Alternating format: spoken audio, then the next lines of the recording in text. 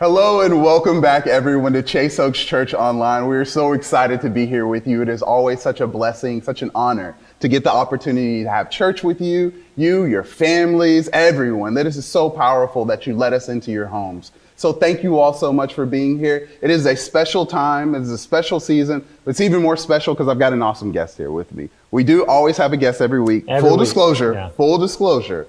But anytime you have the Woodbridge campus pastor, Todd Bauman here. If you know anything about online community, we probably wouldn't have an online community if it weren't for this pastor right here next to me. Thank you, brother, for being here. Anytime you're here, it's a blessing. Anytime I get to hang out with you, it's a blessing. You're like my brother. So thank you for being here, man. How's everything going? And then kind of just walk me through what's been up in your world, man. Man, just being around you, I can't help from smile. Man, thank you. And I think it's clear Adrian was saying that I'm his favorite guest to have Absolutely. here. So Facts. I'm honored to own that. I'm going to go have a trophy made right now about that. Adrian, you asked how I'm doing, and just being super vulnerable right now, I'm struggling. I'm struggling with a lot of things going on in our country right now. And the most recent news coming out of Minnesota, where we are as a country and how we interact with each other, how we treat each other with dignity and respect. I don't really know the answers. I don't really know the right things to say. And I think our friend Ryan Leake said the other day that a lot of times we're worried about saying the wrong thing, but saying nothing is always the wrong thing. And that's kind of where I'm at. I feel like this is an issue. I'm just heartbroken. I'm just really, really heartbroken, man. And I think it's an issue that we need to talk about and wrestle with and engage in, not just when something like this happens, but really all the time. It's a struggle for me. Anything you want to add to this? I love that you brought that up, specifically the aspect of how we come around it as a church and how God looks at it and wants us to come around it. And I think that as a church, we've come around some of the toughest topics. I grew up in church, full disclosure. But right now I look at it and our church has touched in on topics that the churches I grew up in would never have talked about, whether it's LGBT, whether it's racial issues, whether it's women's roles in the church. And I love it. I love it because it pushes the envelope and it brings more people in. And it lets people know that, you know what, I can't speak for you, but you're welcome here. You're welcome here at this church. And we want to be here for you. And we want to be here for your families. And we want to bring God into your life. And we want to walk right along with you. I love that about this church. And more than anything, that speaks to me of these shirts that we have on right now, and it not just being some slogan or a campaign. Here for Good is more than that. It's about being a good church. It's about being good people. It's about being connected to the community around you and bringing God's word into that. And that's what I think about. And I think about that in regards to last week as well, because Here for Good Sunday was powerful. I only got to see it on the legacy side. But tell me what it looked like on the Woodbridge side as well. Oh man, Here for Good was awesome. And just quickly to touch on that, God absolutely wants us to be here for good in our community. He also wants us to be passionate about what He's passionate about. Yes. And social injustice is certainly one of those. But Here for Good. Yes. Here for Good at Woodbridge was awesome. Like, it was awesome. We had a blast. And I don't know if you guys know or not, but it rained pretty severely, I think, at all the other campuses except for Woodbridge. So if you're wondering which campus is probably, I'm not 100% sure, but probably God's favorite campus, I'm pretty sure it's Woodbridge. We're leaning towards Woodbridge. I'm just leaning. All evidence speaks into that.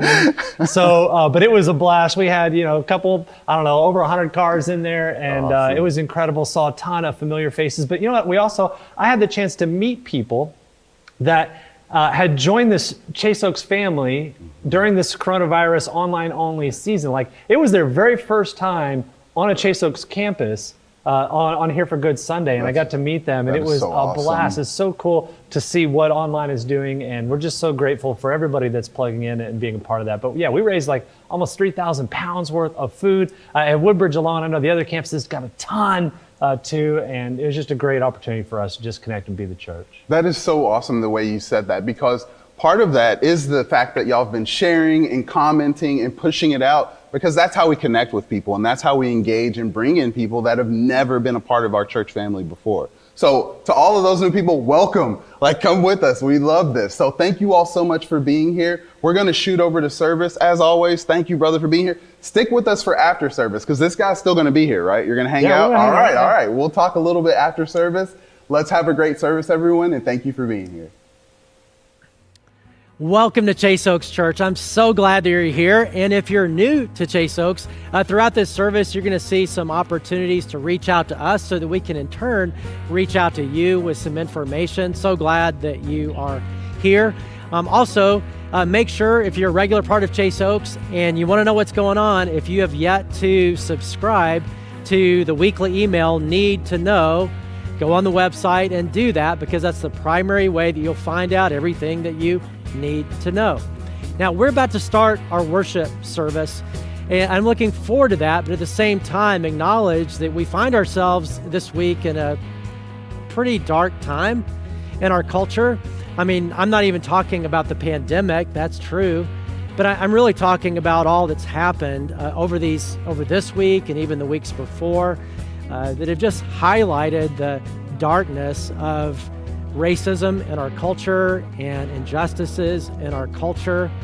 And it seems like it's just been like Groundhog Day lately, where you go from Ahmaud Arbery to what happened in Central Park, and then more recently with George Floyd this week. And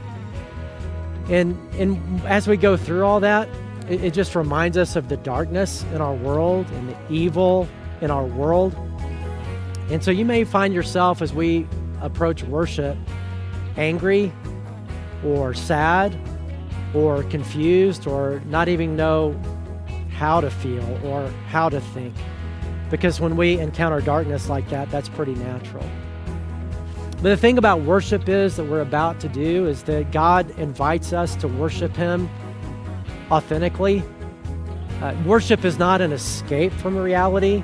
Real worship, godly worship, biblical worship is when we come to Him with everything that we're feeling and everything that we're going through. And yes, as we worship Him, He does have a way of lifting our head above the darkness and above the muck to see Him who is above it all and who's actually good and who is an unstoppable God who's at work in this world. He really is bringing about His redemption. One day Jesus will return. There'll be no more injustice. There'll be no more darkness. It'll be only light. There'll be only love. Until then, though, we live in the muck. And so right now, even though the darkness may feel unstoppable, the truth is God is the one who's unstoppable, and He's at work.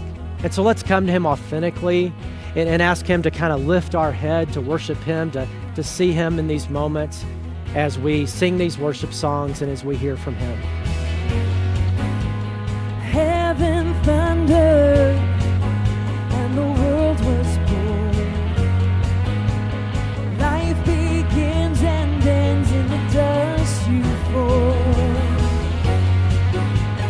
Faith commanded and the mountains move. Fear is losing ground to our hope in you.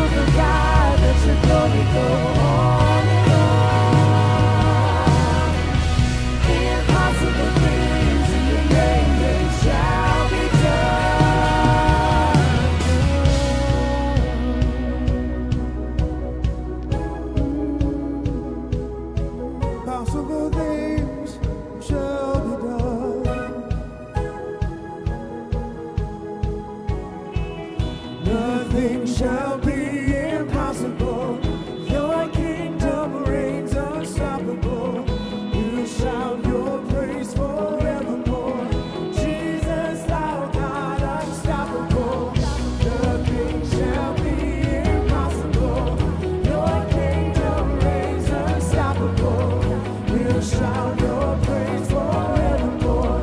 Jesus, our God, unstoppable. Nothing shall be impossible. Your kingdom reigns unstoppable. We'll shout your praise forevermore. Jesus, our God, unstoppable. Nothing shall be impossible. Your kingdom reigns unstoppable. We'll shout your praise forevermore. Jesus, our God, unstoppable.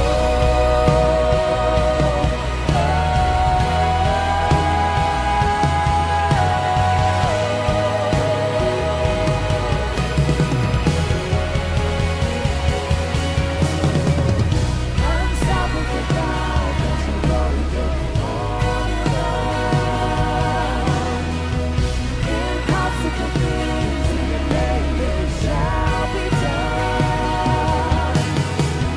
Unstoppable God, let your glory go on and on. Impossible things in your name, they shall be done.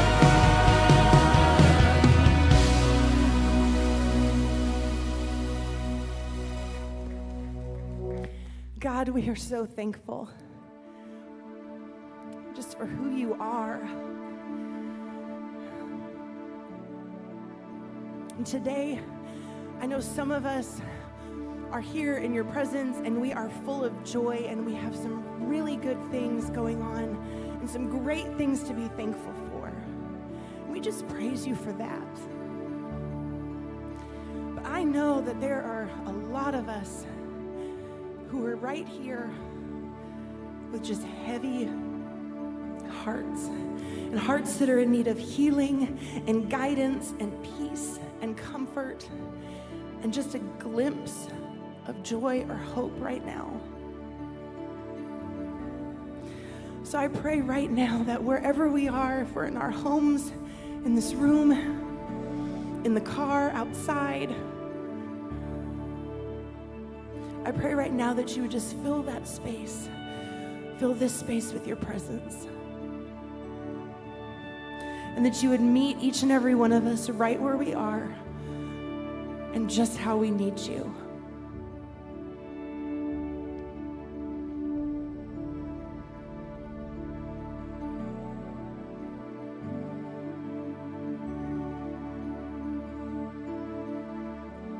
Fullness of eternal promise, stirring in your sons and daughters, earth revealing heaven's wonders. Spirit come, Spirit come. What you spoke is now unfolding, and all your children shall be holding. Dreams awaken in this moment. Spirit come, Spirit come. Pour it out, let your love run over. Here and now, let your glory fill this house. Pour it out, let your love run over. Here and now, let your glory fill this house.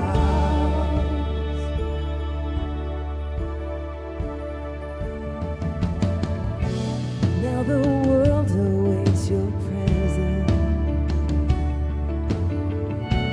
and this power is within us. We will rise to be your witness. Spirit come, Spirit come. Pour it out, let your love run over. Here and now, let your glory fill this house. Pour it out, let your love run over. Here and now,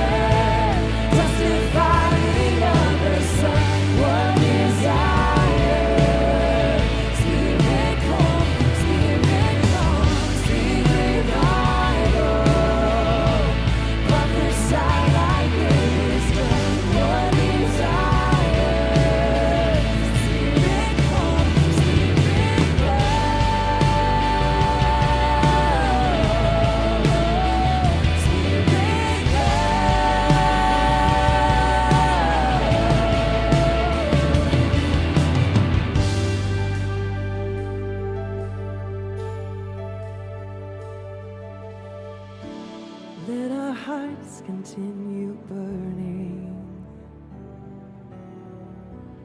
For our King is soon returning. As we hold to this assurance, Spirit come, Spirit come, Spirit come, Spirit come. Pour it out, let your love run over. Here and now, let your glory fill this house. Pour it out, let your love run over. Here and now, let your glory fill this house. Yeah. Tongues of fire, testifying of the Son. One desire, Spirit come, Spirit come, speak revival. Prophesy like it is done. One desire, Spirit come, tongues of fire, testifying of the Son. One desire, Spirit come, speak revival. Prophesy like it is done. One desire, Spirit come,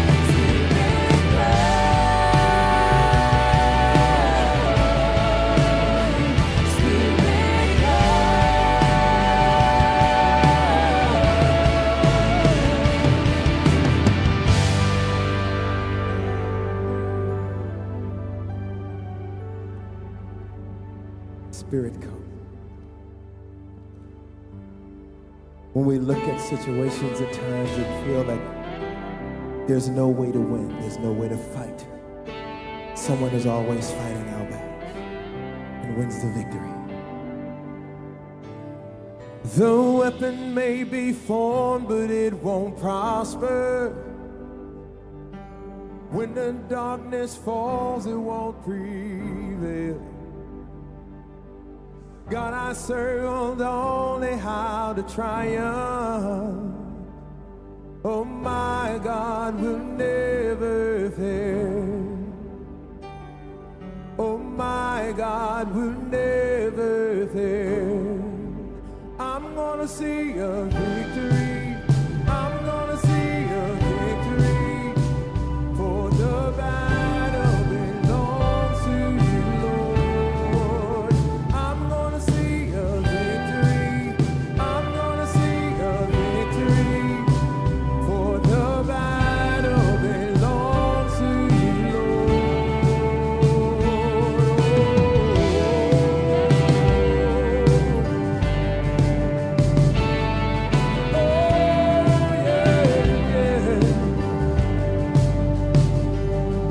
There's power in the mighty name of Jesus.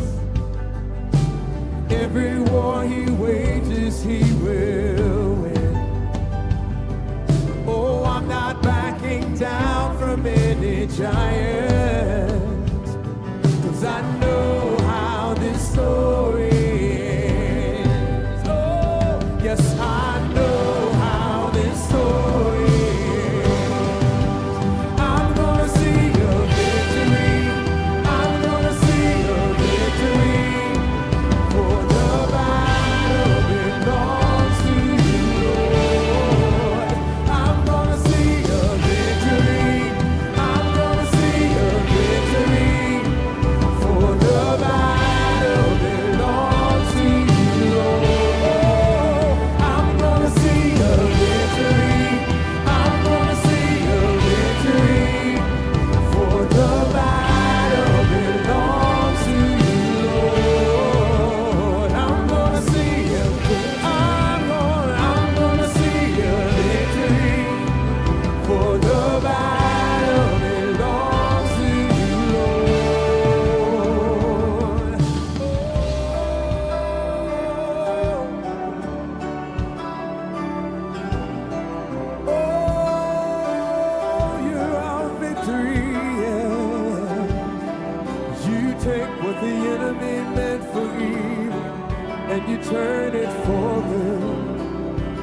turn it for good. You take what the enemy meant for evil, and you turn it for good. You turn it for good. You take what the enemy meant for evil, and you turn it for good. You turn it for good. You take what the enemy meant for evil, and you turn it for good. You turn it for good. You take what the enemy meant for evil, and you turn it for good. You turn it for good. You take what the enemy meant for evil, and you turn it for good. You turn it for good. I'm gonna see a victory. I'm gonna see a victory. For the battle belongs to you, Lord. I'm gonna see a victory. I'm gonna see a victory. For the battle belongs to you, Lord. I'm gonna see a victory. I'm gonna see a victory. For the battle belongs to you, Lord. I'm gonna see a victory. I'm gonna see a victory. For the battle belongs to you, Lord. You take what the enemy meant for evil, and you turn it for good. You turn it for good. You turn it around. You take what the enemy meant for evil, and you turn it for good. You turn it for good. You take what the enemy meant for evil, and you turn it for good. You turn it for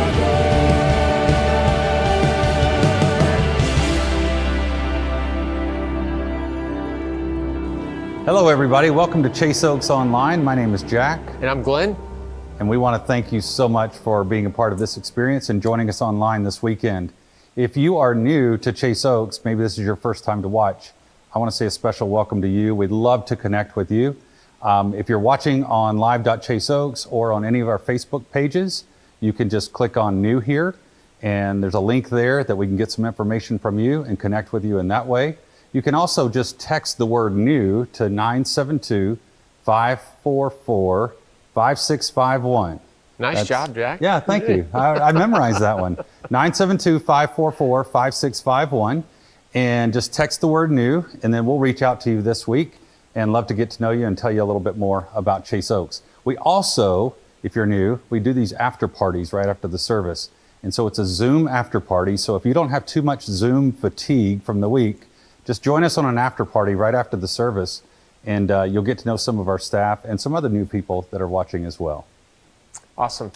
Well, hey, this last Sunday was Here for Good Sunday, and it was a soggy success. It was super rainy, but we had a couple thousand Chase Oakers come out, and it was an awesome time. And just a couple of the highlights, please watch this video.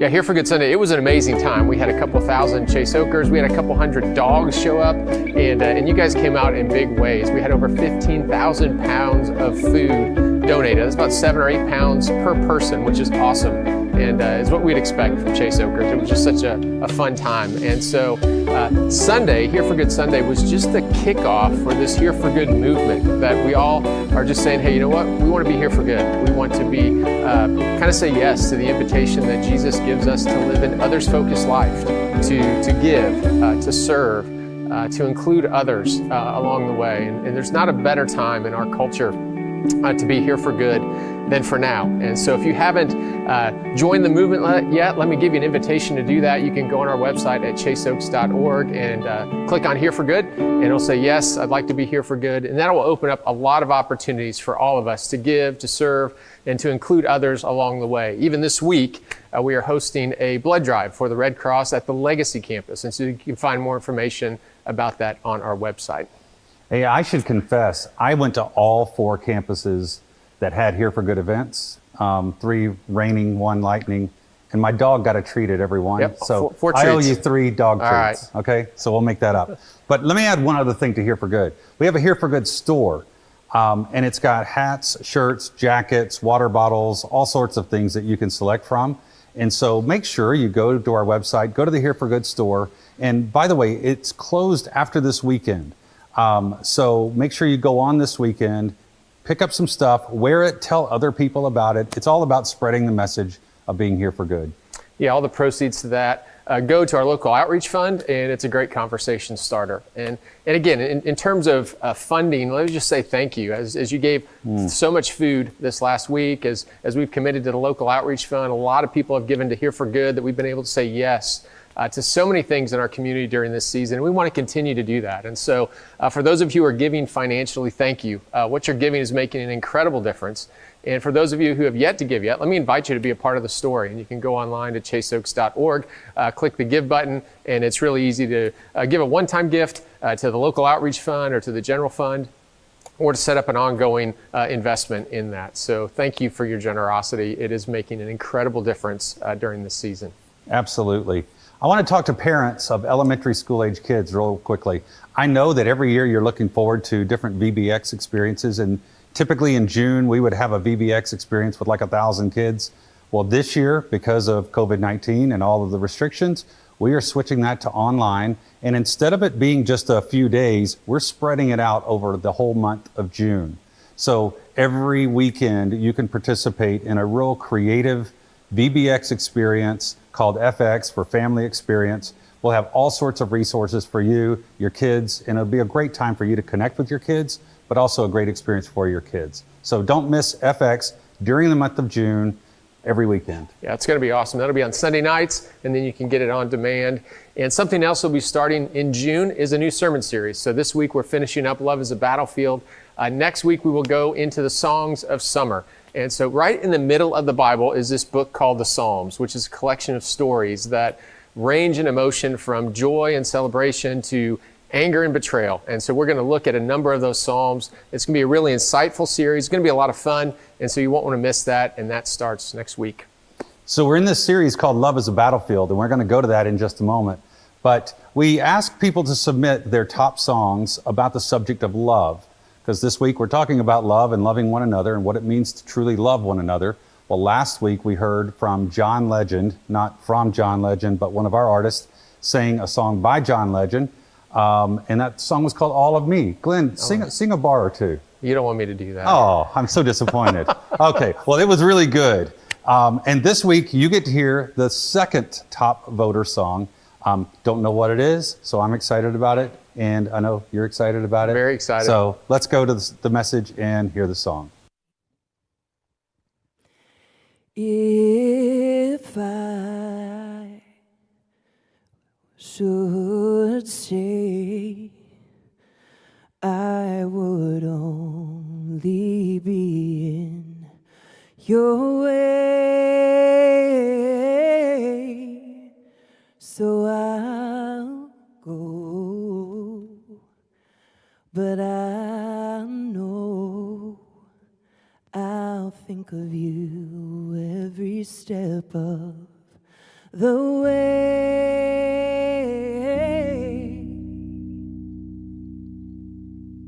and I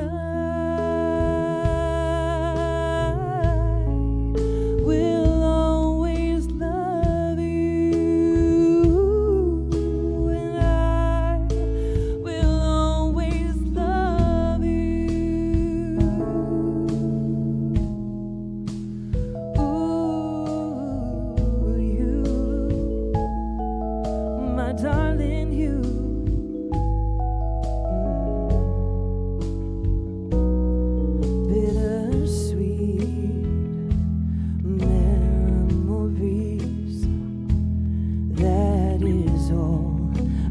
I'm taking with me. So goodbye, and please don't cry. We both know I'm not what you need, and I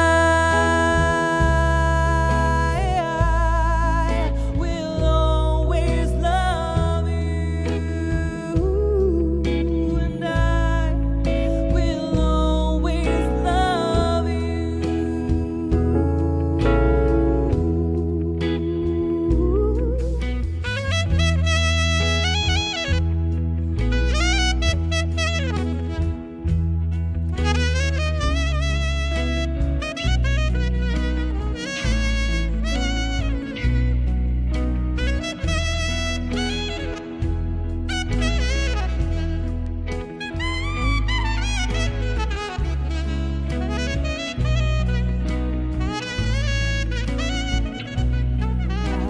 I hope life treats you kind, and I hope you have all you dreamed of, and I wish you joy and happiness, but above all this, I wish you love.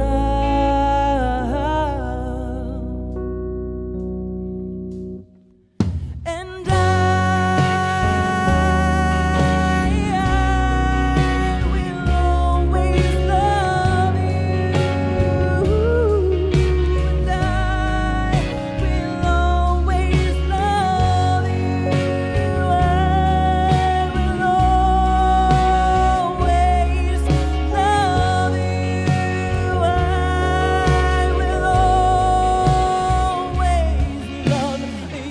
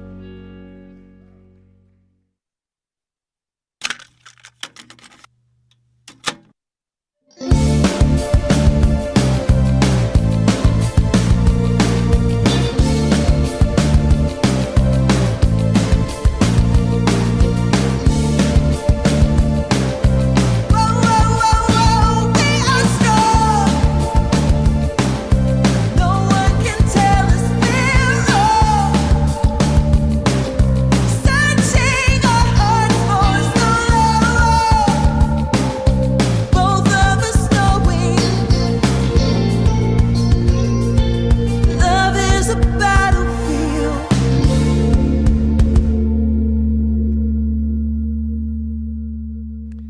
Well, hello once again, and welcome not only to Chase Oaks, but also to our little mini-series on this passage in the Bible, 1 Corinthians 13, about love.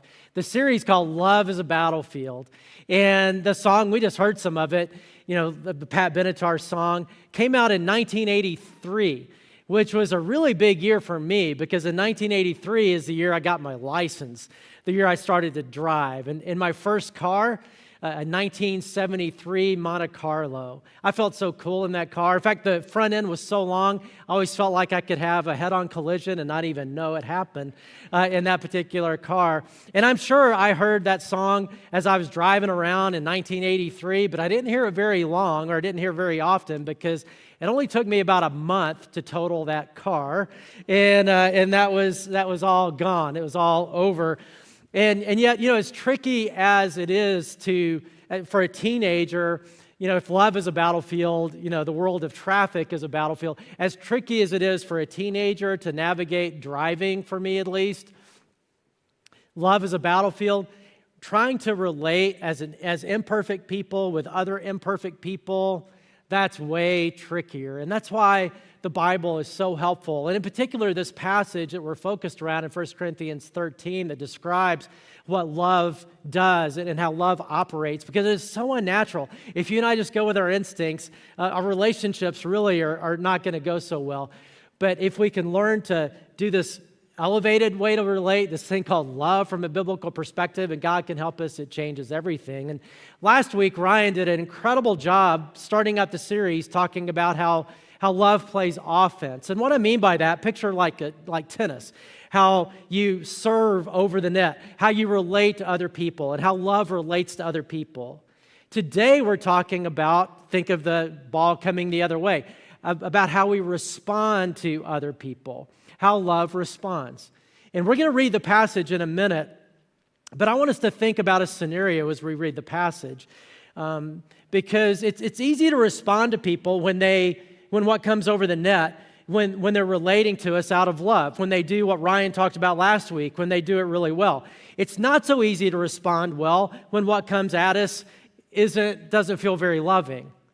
When people disappoint us, when people hurt us, when they say the wrong thing or say it the wrong way, when they do something they shouldn't or don't do something they should, when they say something they shouldn't or don't say something when they should. And this is going to happen, right? It happens all the time with relationships with imperfect people. We're going to be hurt. We're going to be disappointed. We're going to be not included, whatever goes on, right? So I want you to think about how do we respond when that happens? Because if we just respond naturally, it's probably going to spiral the wrong way. So what does love do? And I'm going to read the passage, 1 Corinthians 13, and get a scenario like that in your mind and see how this is different. Love is patient. Love is kind. It does not envy. It does not boast. It is not proud. It does not dishonor others. It is not self-seeking. It is not easily angered. It keeps no record of wrongs. Love does not delight in evil, but rejoices with the truth. It always protects, always trusts, always hopes, always perseveres. Love never fails. Now that is powerful, but that is not natural.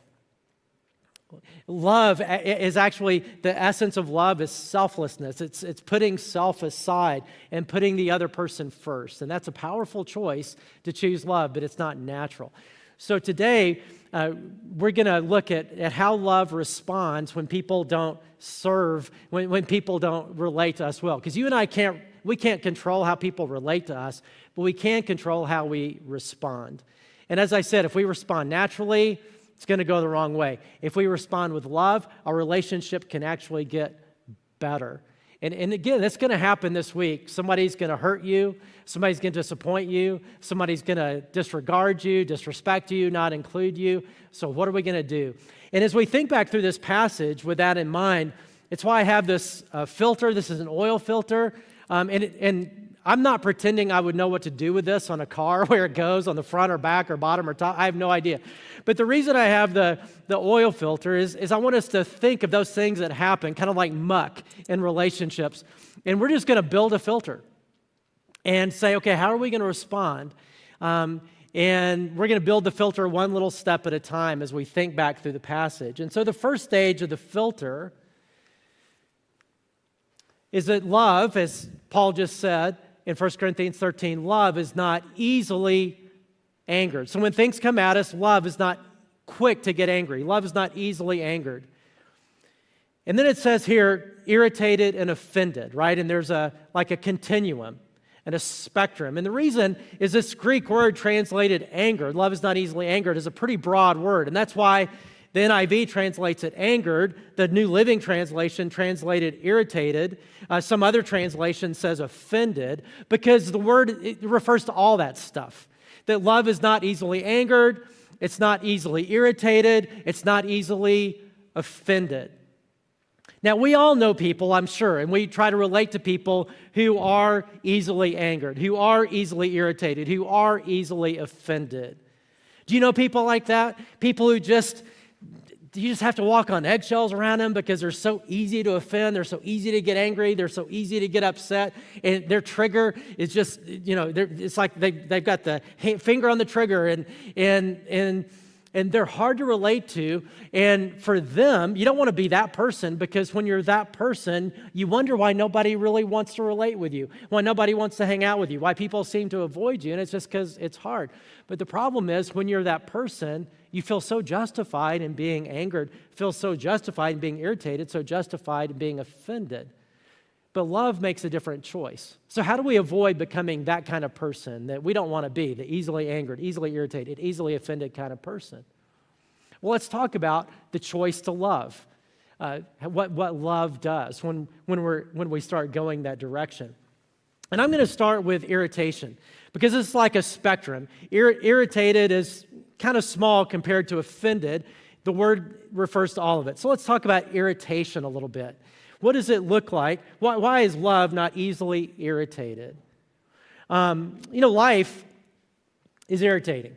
I don't know if you know that, but it is, right? And in fact, the other day I was taking something out of my car, just trying to clean out my car, and I was just trying to do too much. I was trying to carry too much. So there was some loose golf balls in there. I had a jacket. I had a drink that didn't have a top on it. I had a hat, a book or something.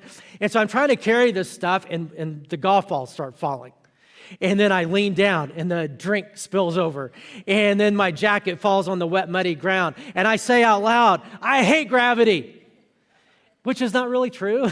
Actually, most of the time, I like gravity. I think gravity's pretty darn cool, because otherwise we'd be floating up in space dead, gravity's pretty important. But at the time, gravity was just so irritating. Even good things like gravity can be irritating. Or in this coronavirus time, there's a lot to be irritating. Like anybody else irritated with these masks?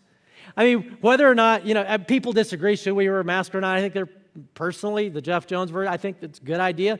But it's still irritating. We can all agree on that, right? And just the coronavirus in general, aren't we kind of over it? Ready for it to be over? It's not over, but it's just so irritating. There's lots of irritants out there.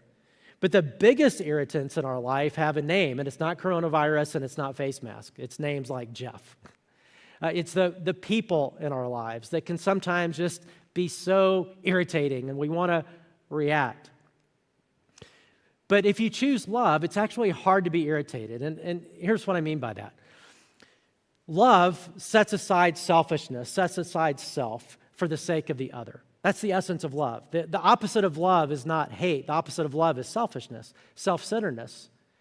And actually, if you consider the other person more than yourself, it's actually really, really hard to be irritated. Let me give you an illustration. So I've talked about in this pandemic a couple times how difficult it can be sometimes for me to be patient when I'm in a line, like at Chick-fil-A, and the Chick-fil-A line in the cars, and somebody's taking too long talking to the person, and I just, I don't like it. And when that happens, I get impatient, and they're taking too long talking to the poor kid with the face mask trying to take the order, and they're taking longer than a minute, and it's 2 minutes, 3 minutes, right? I want to honk, I don't. I want them banned for life from Chick-fil-A in my head, that they're going too slow, they're messing up the line. But if I actually stop and think about it from that person's perspective, it's really different. And I'm trying to do that, to say, wait a minute.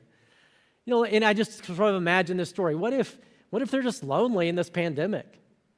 And what if this little conversation with the Chick-fil-A person is actually their big interaction of the day? What if they just need to talk to somebody?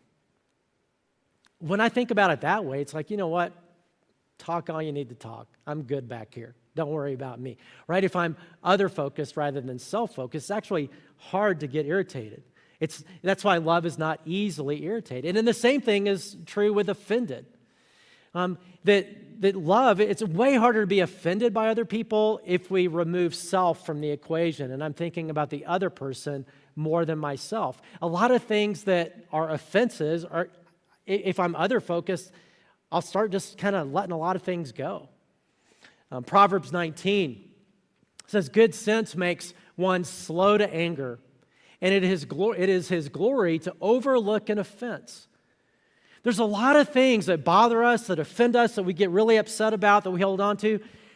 And what Solomon is saying, you know what? It's actually a glory to us. It's a wonderful choice when we just choose to let some things go.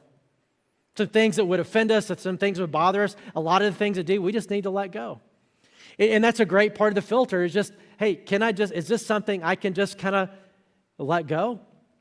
And some things you can't let go. It doesn't say love, it never gets angry or love never gets offended. It just says it's slow to get angry. It's slow to get offended. Sometimes you should get angry. Sometimes you should get offended.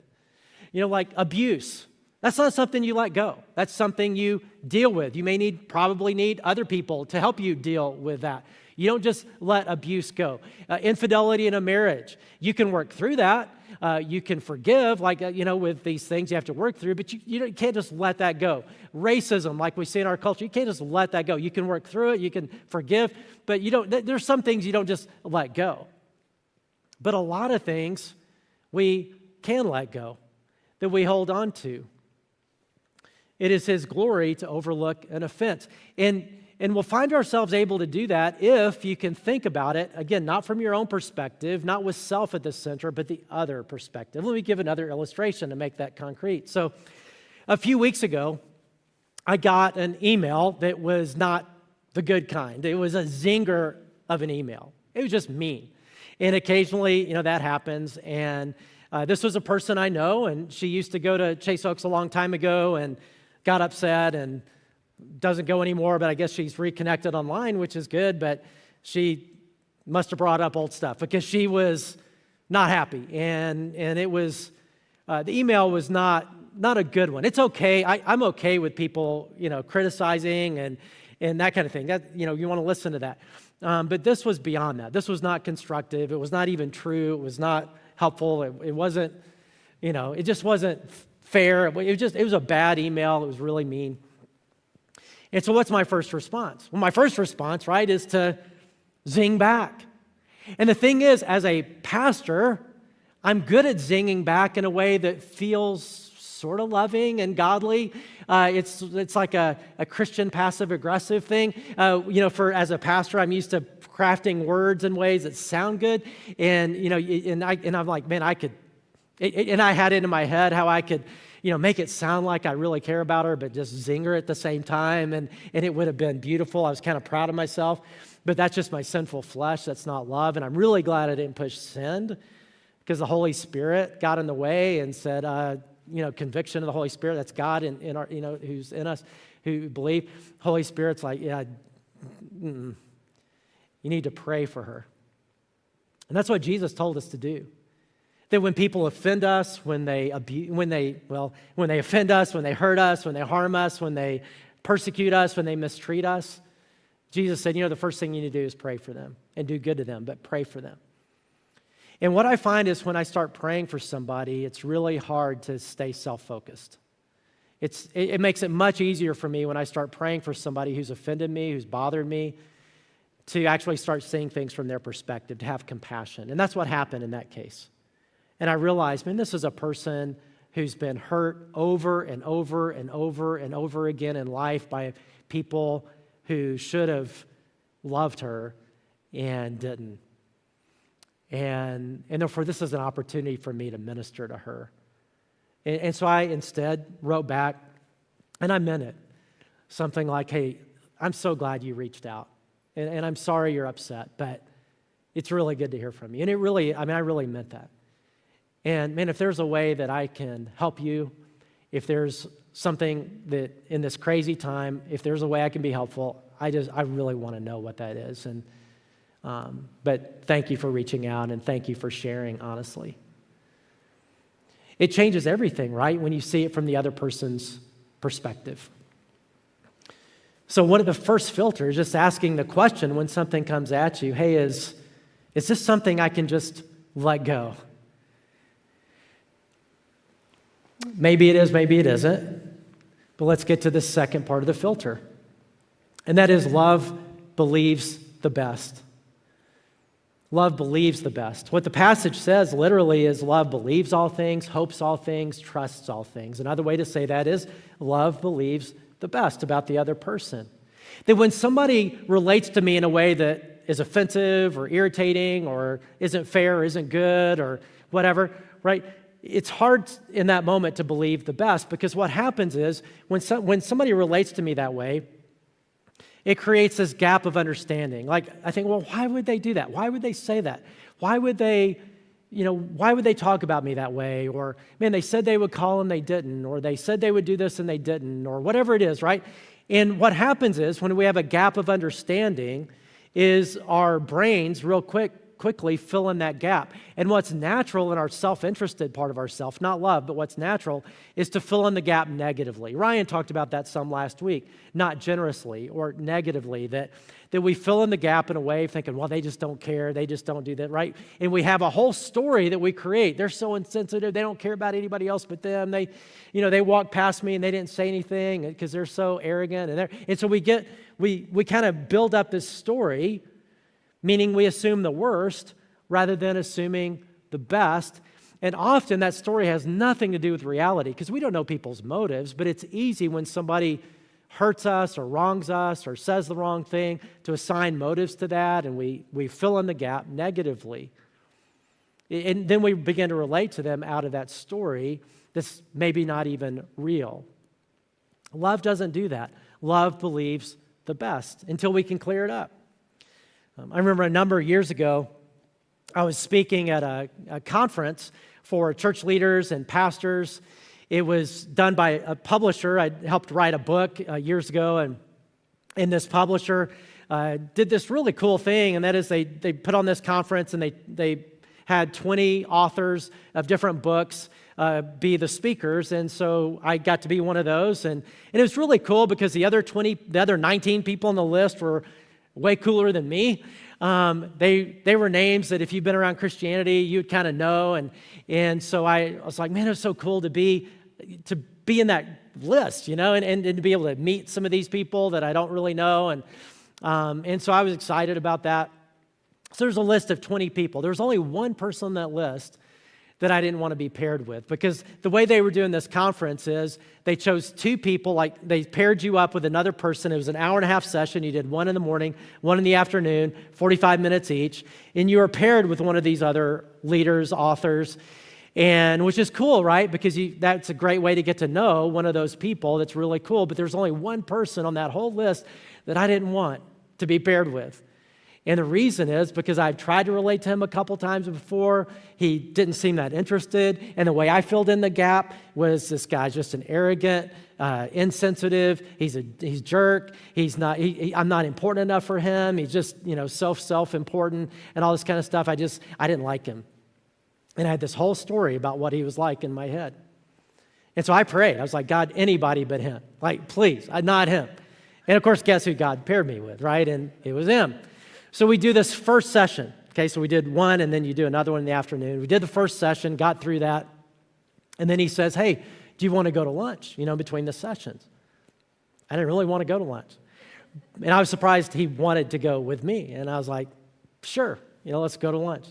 So we go to lunch, and he starts talking, and he says, Jeff, man, I just want to encourage you and really thank you.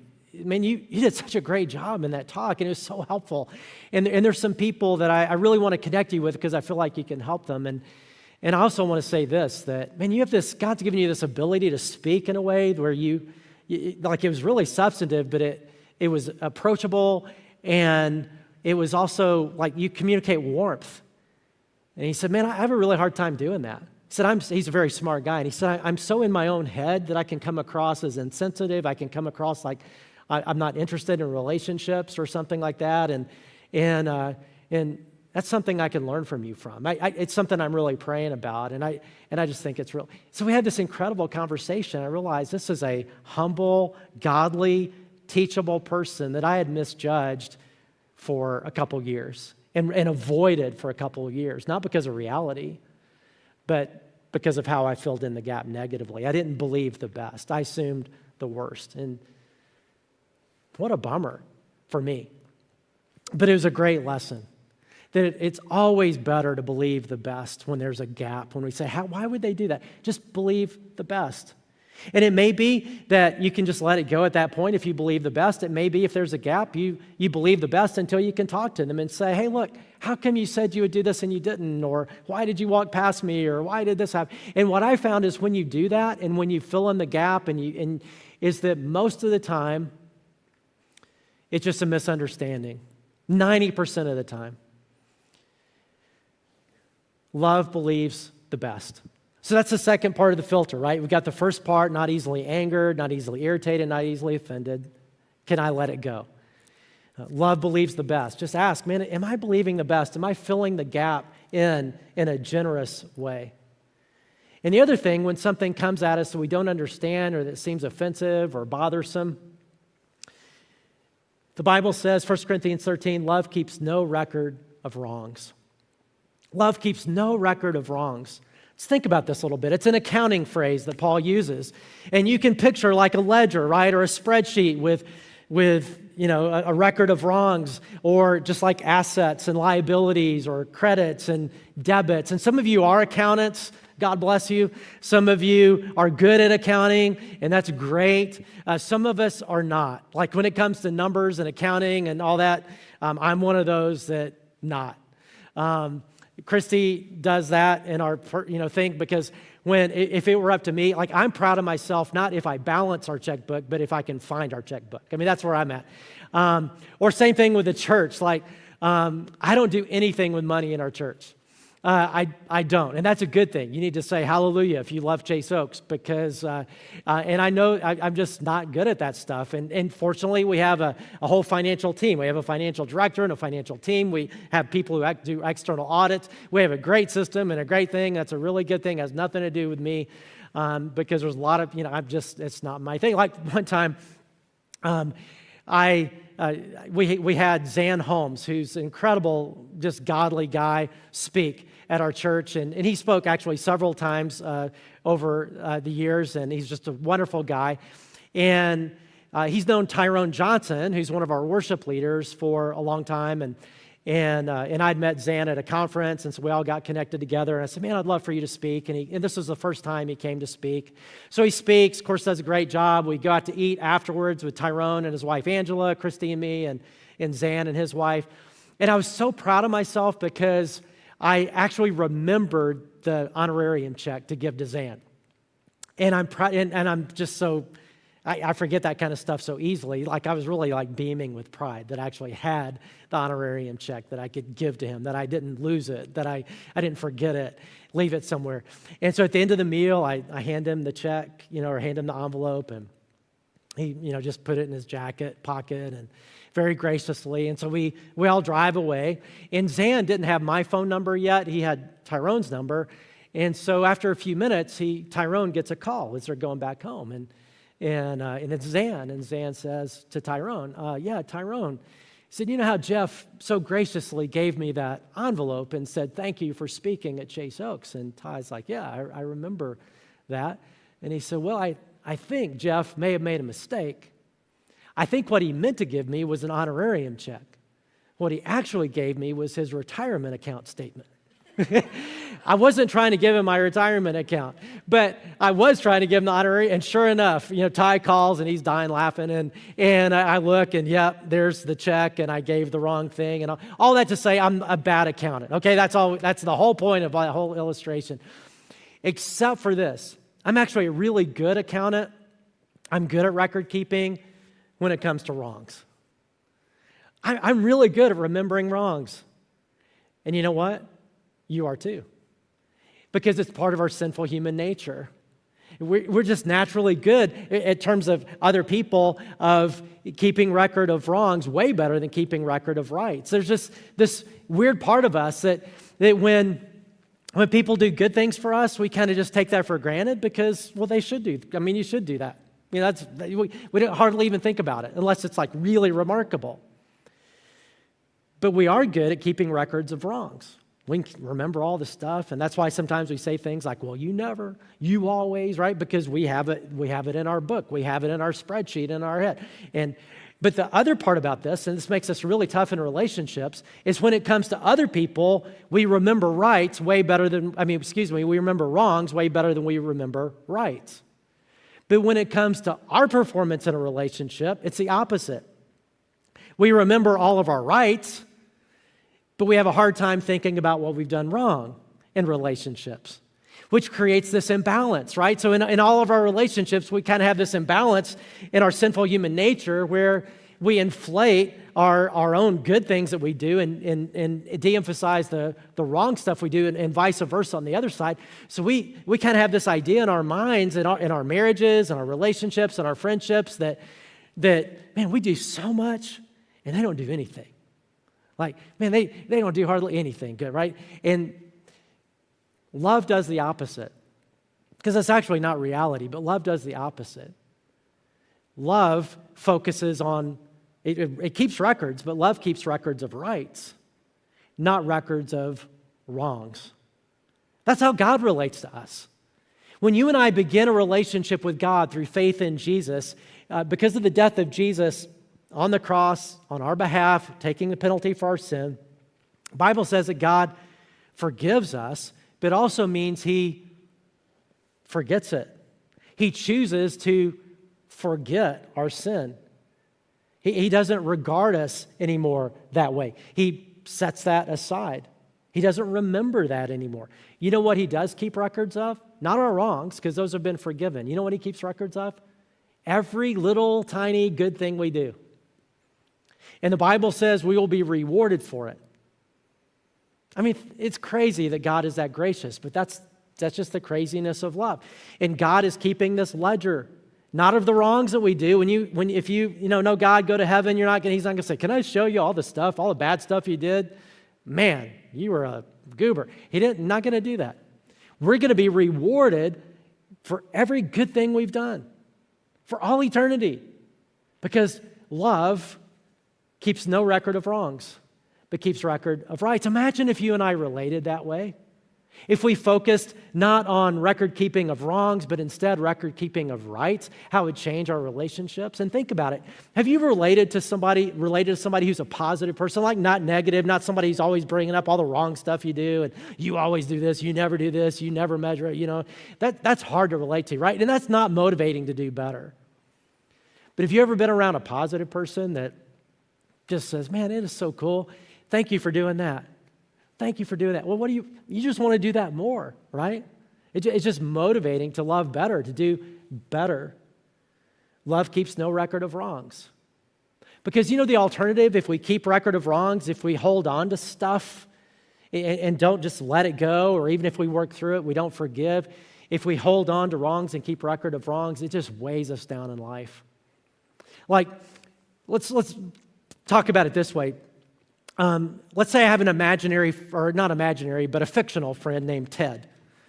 I like the name Ted. I don't think I have somebody that I regularly relate to like a friend named Ted, which is kind of sad to me. So if your name is Ted out there, reach out to me. And I might be offending you right now if your name is Ted and I actually do know you. Like, you're saying, dude, like I was in your wedding. Or, hey, we played golf last week. Okay, so sorry, Ted, if that's it, but, hopefully you'll keep no record of this one. But let's say I have this fictional friend named Ted. And Ted is an interesting guy because Ted always walks around with this really big backpack, like everywhere he goes. And he loves to collect rocks. And so every day he just kind of puts different rocks in there, and he's got like 200 pounds of rocks that he carries around with him all the time.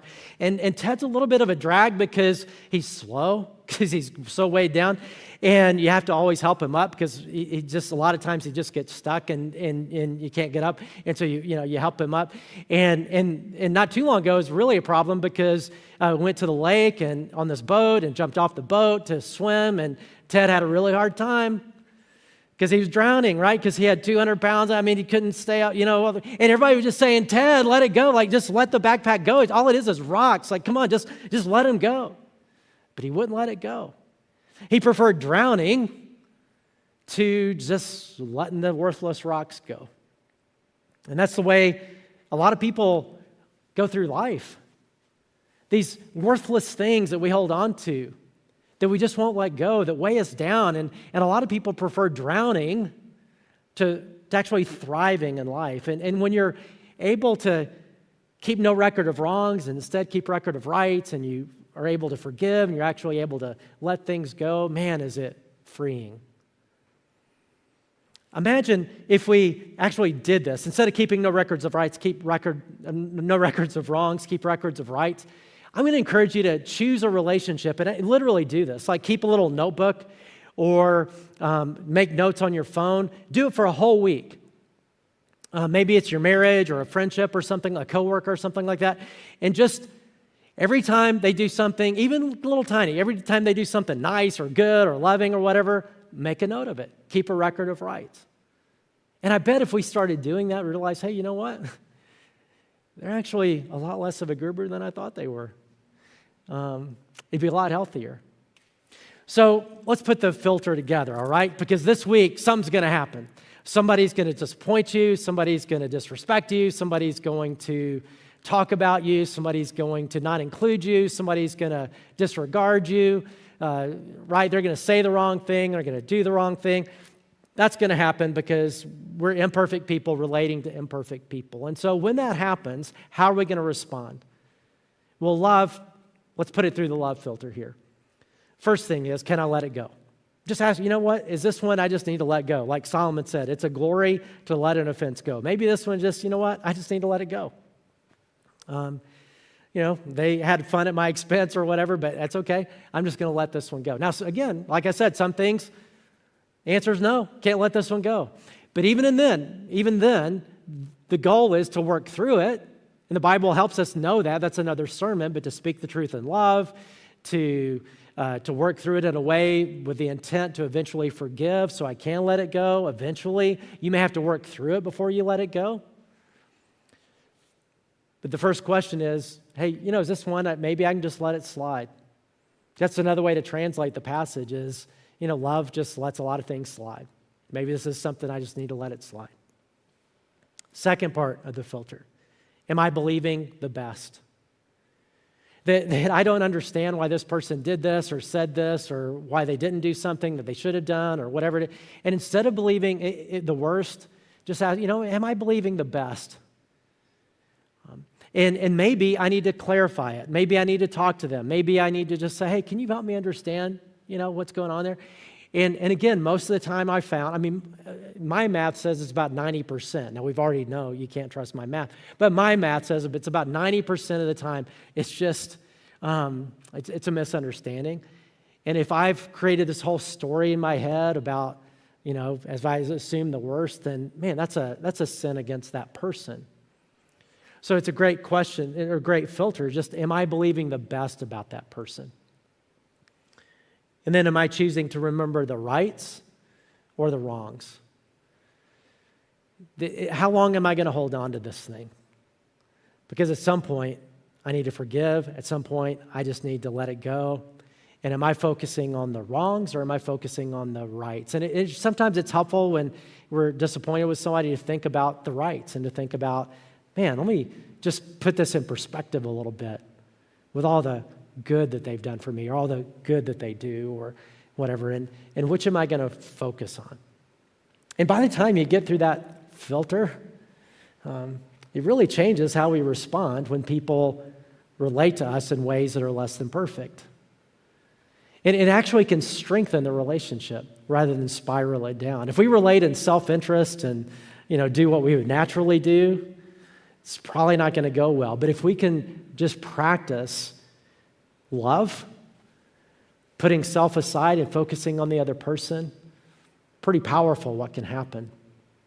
Now, that's not natural, which means we need supernatural help. And so we're going to pray and we're going to ask God to do just that, to help us love well, to help us respond well when people are less than perfect in the way that they relate to us, which is most of the time, right?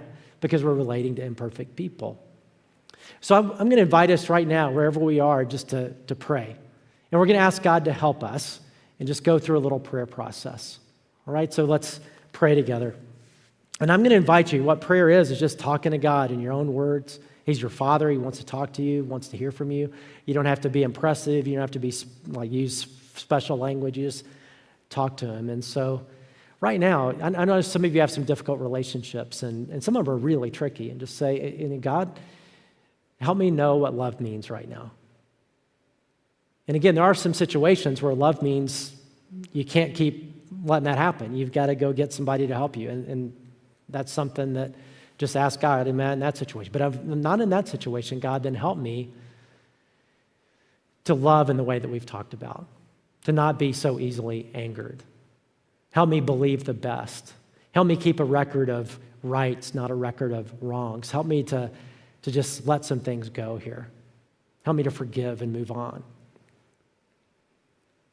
And some of you are like my fictional friend Ted. You're carrying around a backpack of a bunch of stuff. And you're bringing that into every relationship, all those past hurts, all those past pains, and it is weighing you down. And let me encourage you to ask God right now to help you jettison the backpack, to let those worthless things go. And just say, God, would you free me from all that? Father, thank you for how you relate to us, because we're so imperfect in the way we relate to you. And would you help us to relate to others the exact same way? In Jesus' name, amen. Well, thank you so much for tuning in again to Chase Oaks and being part of this online experience. Really glad that you're with us. And if you're new, or if I haven't gotten to talk with you yet, I would love to do that. We do after parties after each of these services, and the hosts will tell you exactly how to get on there. And I look forward to talking with you. If you have any questions about the church or even about this message, that'd be a great way to do that. We start a new series next week called Songs of Summer. Can't wait for that, and can't wait to see you there. Thank you all so much for being here again. I love the way Pastor Jeff wrapped up our sermon series of Love is a Battlefield. And speaking of that, next week, I have the host here of a very special event that's coming up right after this called the After Party, all right? So this is a pre-party for the After Party, Todd. I'm pumped right now. You are just my pre-party? Is that what you're trying to say here? I'm down with the pre-party and the After Party. So speak us into exactly what people, if you're new, if you're returning, if you're relatively new, this is a great opportunity. Yeah, I want to expand even beyond that, whether you're just new or relatively new. Like, if you just want to hang out, like a good after party is like, hey, come on, man, let's just hang out. Let's just hang out. If you're new, relatively new, you want to get to understand more about our church, we're going to have pastors on there, myself. We'd love to do that. Let's connect, let's talk. But, if you just want to process something that was going on through service, if you just have a question about something's going on, if you want to process something going on in our culture or in our country right now, we're here for you. We want to do that live. And so just click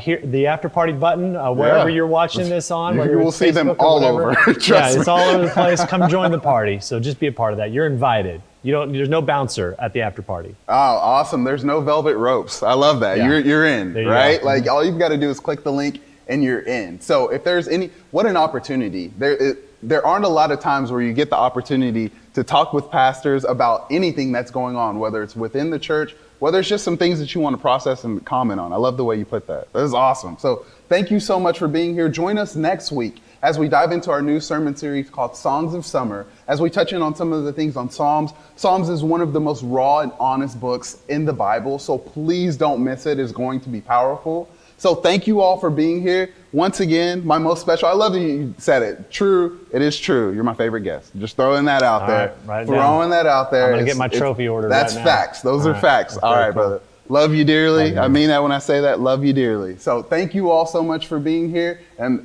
thank you. Come to the after party. That was just great. Please come on in and we'll see you guys next week.